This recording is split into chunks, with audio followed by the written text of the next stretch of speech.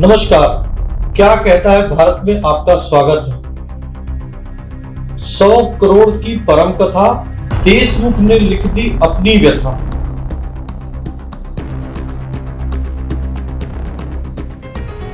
सौ करोड़ वसूली कांड, महाराष्ट्र के गृह मंत्री को गंवानी पड़ी अपनी कुर्सी। मुंबई पुलिस कमिश्नर परमवीर सिंह के आरोप पर महाराष्ट्र के गृह मंत्री अनिल देशमुख को आज अंततः अपनी कुर्सी छोड़नी पड़ी। उन्होंने नैतिकता के आधार पर दे दिया अपना इस्तीफा। महाराष्ट्र के पूर्व गृह मंत्री पर लगा था 100 करोड़ की वसूली का आरोप, नैतिकता का हवाला देकर दिया इस्तीफा।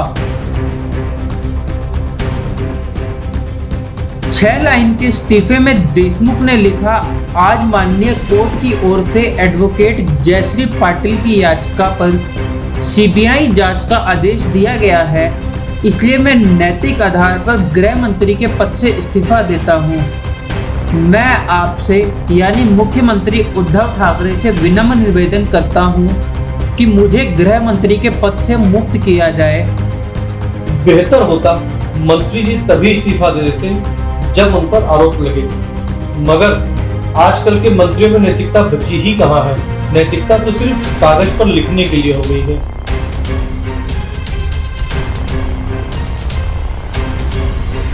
भाजपा नेता प्रकाश जावड़ेकर ने देशमुख के इस्तीफे पर ट्वीट किया और तंज कसा। केंद्रीय मंत्री और भाजपा के वरिष्ठ नेता प्रकाश जावड़ेकर ने कहा कि इस इस्तीफे से उद्धव ठाकरे सरकार पूरी तरह से बेनकाब हो गई है। भारत में हम पहली बार देख रहे हैं कि पुलिस बम प्लांट कर रही है और राज्य के गृह मंत्री वसूले के लिए कह रहे हैं। भाजपा के तेज तर्रार प्रवक्ता रविशंकर प्रसाद ने मीडिया से बात की और क्या कहा, सुनिए। देशमुख जी ने इस्तीफा दे दिया।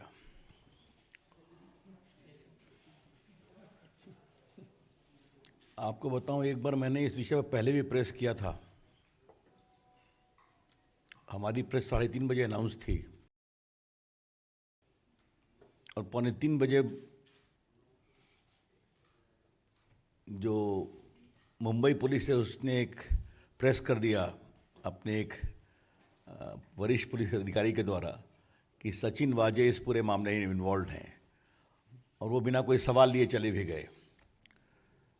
तो मोटी बात है कि हमारी प्रेस का असर पड़ता है, बीजेपी की प्रेस का। हाँ, सुबह में देवेंद्र जी ने भी प्रेस किया था।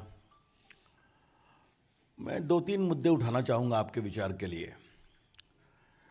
मुंबई हाईकोर्ट का पूरा फैसला तो लोड होगा तो हम लोग पढ़ेंगे, लेकिन जो उनका फैसला हुआ है उसमें पहली बात यह है कि because the principal person involved is the home minister, therefore a fair probe cannot be done by the Mumbai police. हम शुरू से एक स्वतंत्र निष्पक्ष जांच की मांग कर रहे थे और मुंबई पुलिस के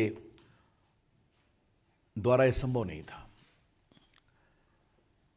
थोड़ा जस्ट टू रिकॉल, और ये आज उसको रिकॉल करना बहुत ज़रूरी है कि देशमुख जी ने कहा था वाजे को कि जैसा आरोप लगाया गया था कि मुंबई में लगभग 1750 बार है, रेस्टोरेंट है, तो आप हर महीने हमें 100 करोड़ कलेक्शन करके दीजिए। तो हम लोगों ने एक विषय उठाया था कि ये टारगेट सिर्फ एक सिटी मुंबई का है, तो पूरे महाराष्ट्र का टारगेट क्या था? और ये टारगेट सिर्फ एक मंत्री, गृह मंत्री जी का है, तो बाकी मंत्रियों का टारगेट क्या था? जब हमने पहले बात उठाई थी तो हमने एक बात और कही थी कि मुख्यमंत्री उद्धव ठाकरे खामोश हैं। शरद पवार जी कहते हैं मंत्री के बारे में फैसला मुख्यमंत्री करते हैं, और कांग्रेस और शिवसेना कहती है कि देशमुख जी के बारे में फैसला एनसीपी करेगी। आज तो कमाल ही हो गया। वो शरद पवार से अनुमति लेने गए और जाके मुख्यमंत्री जी को अपना इस्तीफा सौंपा। तो देश को क्या बताया जा रहा था? why the country was being taken for a ride. हम भी जानते हैं कि शरद पवार के इशारे पर ही वो इस्तीफा देते या न देते, लेकिन हमारे उद्धव ठाकरे जी कब बोलेंगे? उनकी खामोशी कई सवाल खड़े कर रही है. The consistent, conspicuous silence of Mr. Uddhav Thackeray is by itself raising a lot of questions. Maharashtra के पूर्व मुख्यमंत्री इस परम कथा पर क्या बोले, सुनिए. देखिए, गृह मंत्री का ये इस्तीफा बहुत पहले आना चाहिए था. जिस समय इस प्रकार के आरोप लगे, फिर पूर्व पुलिस कमिश्नर का पत्र आया, पूर्व कमिश्नर इंटेलिजेंस का रिपोर्ट खुला हुआ, इसमें से किस प्रकार से सरकार में रैकेट चल रहा है, ये सारी चीजें बाहर आई. सचिन वाजे, इनके इन्वेस्टिगेशन में जो जो चीजें बाहर आई वो आश्चर्यचकित करने वाली थी. एक प्रकार से मुंबई और महाराष्ट्र में सिंडिकेट राज चल रहा था. ये सारी चीजें बाहर आने के बाद तुरंत इस प्रकार का इस्तीफा ये गृह मंत्री से लेना चाहिए था, लेकिन वो इस्तीफा नहीं लिया गया. आखिरकार उच्च न्यायालय को इसमें हस्तक्षेप करना पड़ा और उच्च न्यायालय के हस्तक्षेप के कारण ये इस्तीफा देना पड़ा है. लेकिन जहां एक और ये इस्तीफा हुआ है, वही मैं दूसरी ओर सवाल पूछना चाहता हूं कि मुख्यमंत्री मौन क्यों है. ये पूरा प्रकरण बढ़ता गया, प्रकरण जटिल होता गया, परत दर परत खुलता गया. इसमें से कई आश्चर्यचकित करने वाली चीजें बाहर आई, कई सरकार का और स्टेट का नाम खराब करने वाली घटनाएं घटी. इन सारी चीजों में मुख्यमंत्री जी मौन रहे. पिछला स्टेटमेंट जो मुख्यमंत्री जी का मुझे याद आता है, तो वाजे कोई लादेन थोड़ी है. इस प्रकार से वाजे का समर्थन या उसका बचाव मुख्यमंत्री जी ने किया था. तब से लेकर आज तक ऑफिशियली एक भी बात मुख्यमंत्री जी ने इसके ऊपर नहीं की है. आपको बताते हैं परमवीर सिंह ने क्या आरोप लगाए थे. परमवीर सिंह का कहना है कि गृह मंत्री देशमुख ने निलंबित एपीआई सचिव वाजे को 100 करोड़ रुपए की वसूली का टारगेट दिया था. परमवीर सिंह का दावा था कि उन्होंने मुख्यमंत्री उद्धव ठाकरे को भी ये बात बताई थी, लेकिन कुछ दिन बाद ही उनका ट्रांसफर कर दिया गया. परमवीर ने अपने ट्रांसफर के आदेश को भी चुनौती दी है. उनका कहना है कि ट्रांसफर पोस्टिंग पर अफसर रश्मि शुक्ला की रिपोर्ट की जांच की जानी चाहिए.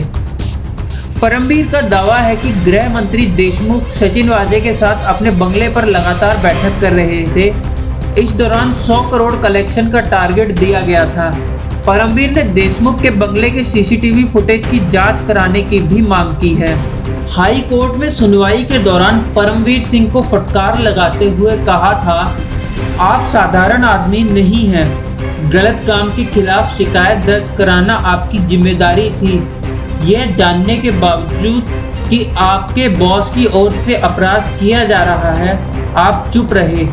हाईकोर्ट ने पूछा था कि पुलिस में बिना कोई शिकायत दर्ज हुए सीबीआई जांच का आदेश कैसे दिया जा सकता है.